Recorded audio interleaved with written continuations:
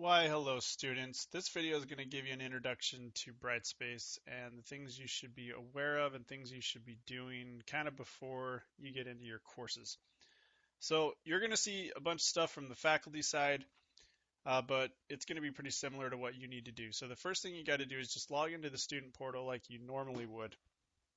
This is the faculty portal, but yours is going to be pretty similar. And you should see your courses somewhere like this, all the courses that you've been, you know, enrolled into. So you would pick one. I'm going to grab this intro to scripting. For me, I got to launch the class. For you, it's going to be something similar. And it should bring your course, should open your course here, or at least take you into BrightSpace. So again, you'll see a lot of faculty stuff, but yours should be pretty similar. So all the courses that you're taking should be here. You should have this thing called like the waffle icon. You click on it and it's going to show all the different courses that you've been enrolled in. And you have a bunch of other icons here that we're going to talk about. But first thing you should hop into is take a look at your name, click on it, and you're going to go to profile. And then just start filling out whatever you're okay and whatever you're comfortable with people knowing about you. Put in a nickname. If you have one, you can upload a picture of yourself. That'll allow professors to see your picture when they look at the roles in the class. You can put in a hometown, put in your Facebook if you want, LinkedIn, Twitter, Google, whatever. Go in here, put in your address if you want. I probably wouldn't, but you can. If you have a phone number that you're okay with people contacting you, you can put it in there. Education and work, your birthday, if you have a tagline, interests, hobbies, music, books, all that kind of stuff. So just put in whatever you want and hit save and close. But I would at least think about putting a picture of yourself up in there so teachers can see what you look like before they see you in the class, basically. All right, the next one, go to notifications here. And basically BrightSpace is able to remind you about certain things. So you can come in here and it tells you what email it's going to send notifications to. You can always change it if you want. If you want to receive text messages as notifications as well, you can. You just hit register your mobile, put in your phone number, and it should send you a text, and you'll have to verify that it is your number with a code. But anyways, summary activity, you can have a daily summary of activity of your courses be sent out if you want, but this is where you can kind of start dialing into what you want to receive. So whenever a teacher makes an announcement or updates one, you can get an email or you can get text. When an assignment is due, when it's 2 days away from the due date, it can remind you. Whenever they put in different assignments, update assignments and such, you can be reminded. Discussions, if there's new discussion boards or topics or whatever, you can get emailed about those. ePortfolio we're not really using right now.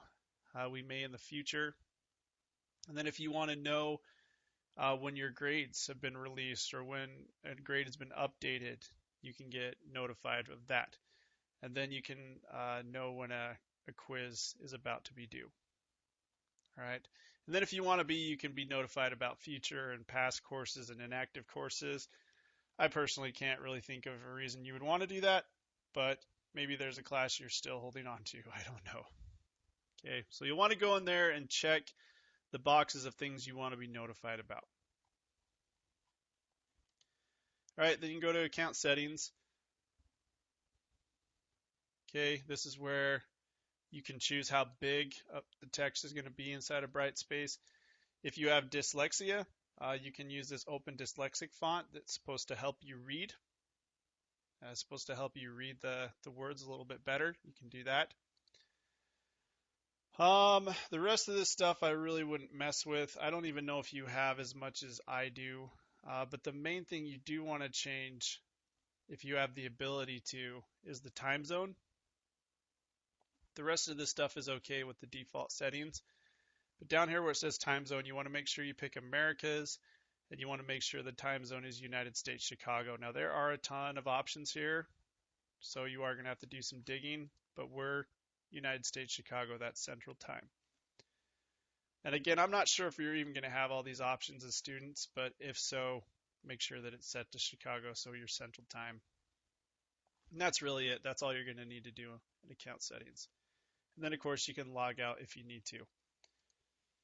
All right, so now I'm going to hop back to the home page here. And I'm just going to jump in one of my courses and show you kind of how to navigate things. It's going to be different, obviously, depending on how your teacher sets it up. And you're going to turn in things differently depending on what they want from you. But I'll just show you a couple of ways that it might happen. So we'll hop into this intro to scripting languages. This is the home page of the course. You'll see any announcements that the teacher puts in, any updates that happen or that are happening in the course. If anything's due, if the professor has set any due dates, they'll show up here. Any resources that they think are important for you, they're going to put here. Okay, and this is just kind of the home page of the course. If you want to actually jump into the course, you go to Learning Path. This will take you into the meat and bones of the course. Now, overview, this is where the syllabus should be. All of the teachers, all the professors have been told to put their syllabus in the overview section. So if you want to take a look at the syllabus, it should always be in overview. Okay, and then they may put in a welcome message with contact information or things, and that's what I did here with my class, but you may see something like that. But if anything, the syllabus will be there. And then, depending on how the teachers laid it out, you'll just see week 1, week 2, or you'll see the different assignments. Here I have week 1, and then I have 2 assignments under week 1. And then in my case, I have a bunch of discussion boards. So if they have discussion boards, you're going to click on here. Okay, and it opens it up.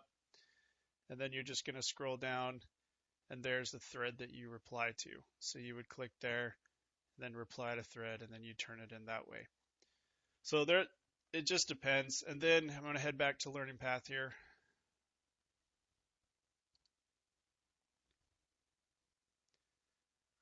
I think it's here. Yeah, if there are things called assignment submission folders. So if I click on here and then I go into it, instead of a discussion board, it's a place where you can upload things.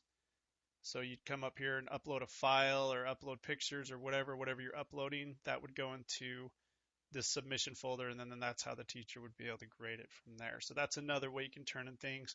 Also, there's quizzes, but like I said, it all just depends on how the teacher sets things up. So Learning Path is just that. It's where you go to get into the course and start doing everything that you need to. If you go to Calendar, that'll show you all the due dates and things that the professor put in. If you go into Grades, you'll be able to see your grades. You'll be able to see how many points you got on whatever assignments that you've done. You'll be able to print it out if you want. But this will be where you can see all the things that are going to be graded and what you got on them. Then if you head over to roster, this is how you can communicate and see who's in the course. So I can see a list of everybody that's in the course. And if you wanted to communicate with them, you can. You can just check their box. You can email them or you can instant message them. Either one, doesn't matter. So if I hit email, it's going to bring it up. It's going to put their email in the field, and then you just kind of type it out. And when you're done, you hit send up there. That's how you can email people. Instant messages is kind of like a built-in IM system in BrightSpace. It's okay. You can put in your message, you hit send, and then what happens is when they log in, they'll see a little orange circle like this above the envelope icon here, which is telling them that they got a new message. And then you can chat in real time if you want to. We'll see how much that works. But yeah, that's how you can talk to people. If you need to talk to your professor, just find them in the roster, and then you can just check that and go to instant message or email, and you'll be able to communicate with them that way. So that's a quick overview. Any questions, let your professor know. But that's really about all you'll need to know, and just make sure that you understand how they want you to turn in everything, and you'll be fine. So anyways, guys, have a good day. Talk to you later.